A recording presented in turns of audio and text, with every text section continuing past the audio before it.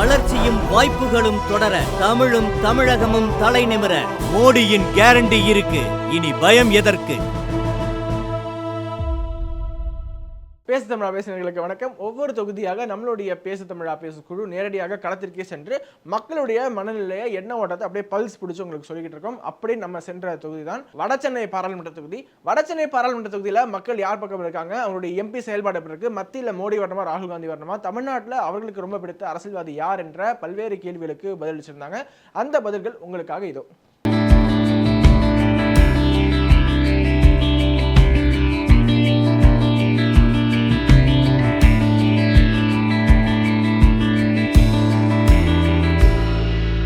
உங்க தொகுதி எம்பி பேர், இப்ப சிட்டிங் எம்பி பேர் தெரியுமா?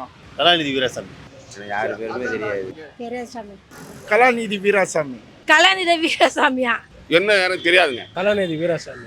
அதெல்லாம் எனக்கு தெரியாது. தெரியாது பணம் தெரியாது. கலாநிதி வீராசாமி. கலாநிதி வீராசாமி. அது தெரியல, எனக்கு பேர் தெரியாது. கலாநிதி வீராசாமி. செட்டிங் இந்த என்பி யாருன்னு தெரியல. டாக்டர் கலாநிதி வீராசாமி.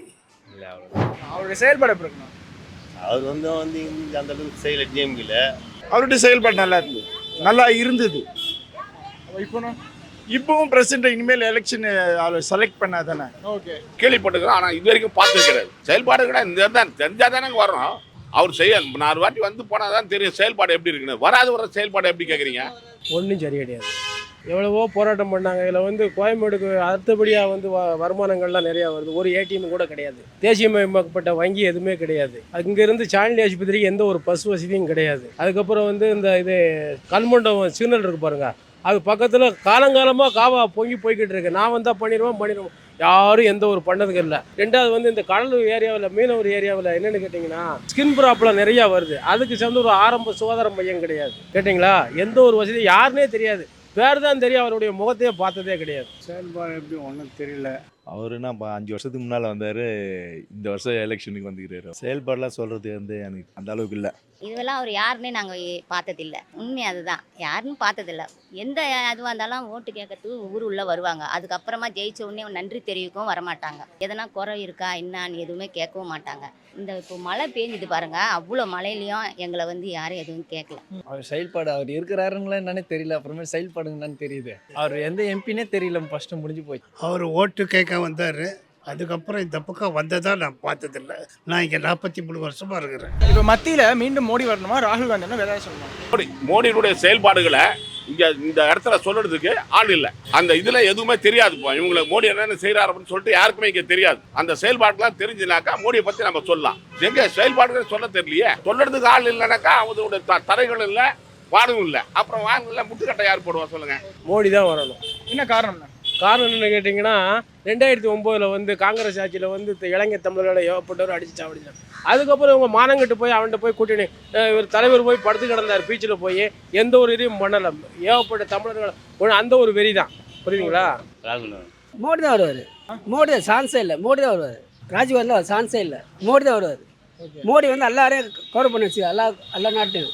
ராஜீவ் காந்தியில் ராகுல் காந்திலாம் வந்து வேஸ்ட் தான். மறுபடியும் மோடி வந்தால் நல்லா இருக்கும்னு நினைக்கிறேன். என்ன காரணம்னா செல்வ மகள் திட்டம், இலவச வீடு திட்டம், அப்புறம் 5 லட்ச ரூபா காப்பீடு திட்டம், அப்புறம் இப்போ கேம்ப் போட்டாங்க, இலவச கண்ணாடிலாம் கொடுத்தாங்க. இது போல் பல சலுகைலாம் பண்ணால் கேஸு சிலிண்டரு அந்த மாதிரி விஷயம்லாம் வந்து இப்போ விலை கம்மி பண்ணிக்கிறாங்க. அதனால நல்லாயிருக்கும். மோடி தான். ஆமாம். என்ன காரணம்? அவர் தானே இப்போ ஆதார் கார்டு எல்லாம் ரெடி பண்ணி எல்லாருக்கும் கொடுத்துருக்கு. எல்லாமே அவர் வந்தாலும் ரேஷன் கார்டு திருட்டு கார்டு எல்லாம் கட் பண்ணி போயிடுச்சு. எவ்வளோ கார்டு இருந்தது எல்லாம் கட் ஆயிடுச்சு. திருட்டு கார்டு. ஆமாம், அதெல்லாம் கட் ஆயிடுச்சு. எல்லா இப்போ சிலிண்டரும் வேலை கம்மி பண்ணிட்டேன். பரவாயில்ல. இப்போ மத்தியில் மீண்டும் மோடி வந்தால் நல்லா இருக்குமா ராகுல்? மோடி வந்து அவருடைய ஆட்சி சரி கிடையாது. மத்தியில் இப்போத்துக்கு பார்த்தா யாருக்கும் மெஜாரிட்டி வராது போல் தெரியும். ராகுல் காந்தி வரணும். ஆனால் அது நிலைச்சி நிற்குமான்னு தெரியாது. வேற ஆள் தான் வரணும் எங்களுக்கு. மோடியாவது எங்களுக்கு எங்கேயோ இருக்கிறாரு. கேஸ் எனக்கு ஃப்ரீயாக கொடுத்தாரு. அதே போல் ஃப்ரீ கேஸ் கனெக்ஷன் வந்துச்சா? ஆமாம் வந்தது. மாதம் 2 கேஸ் வாங்குறேன். அந்த 2 கேஸுக்கு 200 ரூபாய் போடுறாரு மானியம். பேங்க்குக்கே வந்து போய் எடுத்துகிட்டு வருவேன் நான். அவராது எனக்கு அந்த உதவியாக செய்கிறாரு. அதனால அவரே வந்தாலும் எனக்கு சந்தோஷம் தான். இந்த தேர்தலில் எனக்கு இவர் தான் வரணும்னு நான் நினைக்கிறேன். மோடி தான் வரணும்னு நான் நினைக்கிறேன். எனக்கு தெரிஞ்சு அவர் மோடி இருக்கிறது அவர் நல்லா தான் தெரியுது. எனக்கு பழைய ஆளுங்களுக்கு யாருக்கு என்ன தெரியுதுன்னு தெரியல. எனக்கு 4 விவரம் தெரிஞ்சு அவர் வெளியே நல்லா தான் இருக்கு. புதுசாக யாராவது நல்லா இருக்கும்னு நினைக்கிறேன். தமிழ்நாட்டுல உங்களுக்கு ரொம்ப பிடிச்ச அரசியல்வாதி இப்போ யாரு? வந்து சீமான் தான். கக்கன், காமராஜ். இப்போ சொல்லுங்க. இப்போதைக்கு எந்த அரசியல் தலைவரும் கிடையாது. கலைஞர் தாத்தா. இப்போ இப்போ இப்போ உதயநிதி ஸ்டாலின். இப்போதைக்கு அரசியல் தலைவரா எல்லாம் இருந்தாங்க போயிட்டாங்க, அவ்வளோதான். இப்போ எவனும் இல்லை. எம்ஜிஆர் அடுத்து ஜெயலலிதா அடுத்து காமராஜ், அதெல்லாம் அவங்களாம் இருந்தாங்க வரிசையா, அவங்களாம் போயிட்டாங்க. இப்போ யாரும் இல்லை. இப்போத்தில் லேட்டஸ்ட் எடுத்துக்கிட்டால் அண்ணாமலை தான். ஏன் அண்ணாமலை பிடிச்சிருக்காங்க? அண்ணாமலை பிடிச்சுன்னா அவருடைய ஃபியூச்சர் நல்லா இருக்குது. ரெண்டாவது வந்து பார்த்தீங்கன்னா அவர் நல்ல ஒர்க் பண்ணுவார். வயசு இள வயசு அந்த ஒரு விஷயம். ஓகே. இப்போ வட சென்னையில் பிஜேபி வளர்ந்துருக்கா? வட செய்ப்பில் வளர்ந்துருக்குது. எவ்வளோ வளர்ந்துருக்குண்ணா? வளர்ந்துருக்கு. சொல்லப்போனால் ஏகப்பட்ட இதில் வந்து முதல்ல என்னென்னு தெரியாததுக்கு வந்து இப்போ ஓரளவு அவர் வந்த பிறகு நல்ல வளர்ச்சி. மக்கள் மத்தியில் கொஞ்சம் பாஜகவுக்கு பொறுத்தளவில் கனகராஜன்றவர் வந்து கொஞ்சம் மக்கள் மத்தியில் கொஞ்சம் பாப்புலரான ஆள். ஆமாம், அதனால் வந்து கொஞ்சம் வாக்கு வங்கிகள் வாங்கக்கூடிய ஒரு இது இருக்குது. அரசியல் தலைவர்னா எம்ஜிஆர் தான். இப்போதைக்கு யார் சொல்ல முடியும்? அம்மா இருக்கும்போது எனக்கு அவங்க தான் பெஸ்ட்டாக இருந்தது. இப்போ வந்து யார் வரணும் பெஸ்ட்டே கிடையாது. அவங்கவுங்க நல்லா இருக்கணும்னு தான் பார்க்குறாங்க. அண்ணாமலை பிடிச்சுன்னா அவருடைய ஃபியூச்சர் நல்லா இருக்குது. ரெண்டாவது வந்து பார்த்தீங்கன்னா அவர் நல்ல ஒர்க் பண்ணுவார். வயசு இள வயசு அந்த ஒரு விஷயம். இப்போ வட சென்னையில் பிஜேபி வளர்ந்துருக்கா? வட செய்ப்பில் வளர்ந்துருக்குது. வளர்ந்துருக்கு. சொல்லப்போனால் ஏகப்பட்ட இதில் வந்து முதல்ல என்னென்னு தெரியாததுக்கு வந்து இப்போ ஓரளவு அவர் வந்த பிறகு நல்ல வளர்ச்சி. மக்கள் மத்தியில் கொஞ்சம் பாஜகவுக்கு பொறுத்தளவில் கனகராஜன்றவர் வந்து கொஞ்சம் மக்கள் மத்தியில் கொஞ்சம் பாப்புலரான ஆள். ஆமாம், அதனால் வந்து கொஞ்சம் வாக்கு வங்கிகள் வாங்கக்கூடிய ஒரு இது இருக்குது. ஒரு டஃப் ஃபைட் கொடுப்பாரு. ஆமாம், இவர் டிஎம்கே இணையாக கொடுப்பாப்புல, டப்பு கொடுப்பாப்புல. வரக்கூடிய தேர்தலில் உங்கள் ஓட்டு எந்த கூட்டணிக்கு? புலமானது ஏன் கலாநிதி வீராசாமிக்கு தான் ஓட்டு. அப்போல்லாம் மு.க. ஸ்டாலின் தான் ஓட்டு போடுவோம். இப்போ யார் வர்றான்னு தெரியல. யார் வந்தால் நல்லது செய்யணுங்க.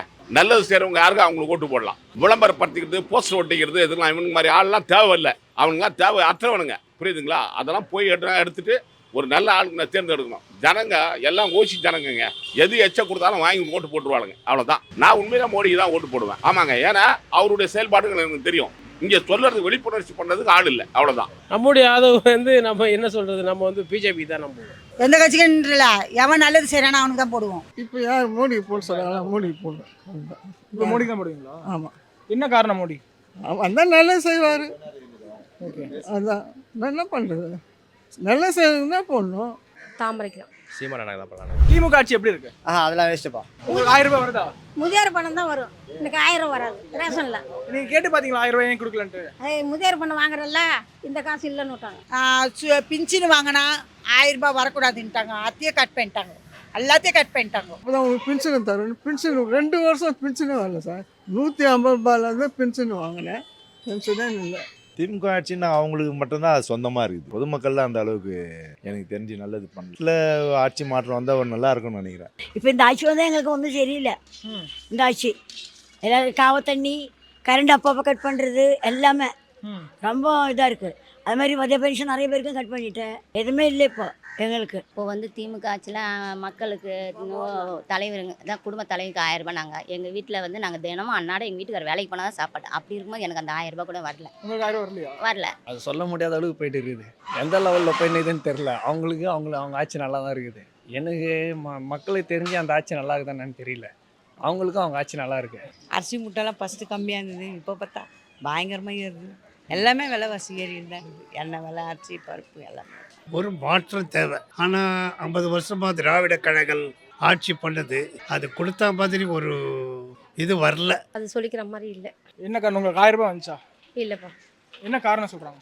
கேட்டால் வசதி இருக்கிறவங்களுக்கு இல்லையா, வசதி இல்லாதவங்களுக்கு. அது கூட வசதி நம்ம வந்து பாமர மக்கள் தான், ஆனால் இருந்தாலும் அந்த பாமர மக்களுக்கும் வரல.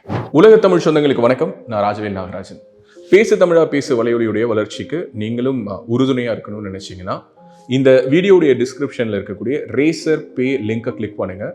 அந்த லிங்க்கில் போயிட்டு உங்களுக்கு விருப்பமான தொகையை பேசு தமிழா பேசுவனுடைய வளர்ச்சிக்கு உங்களுடைய பங்களிப்பாக நீங்கள் கொடுக்கலாம். நன்றி, வணக்கம்.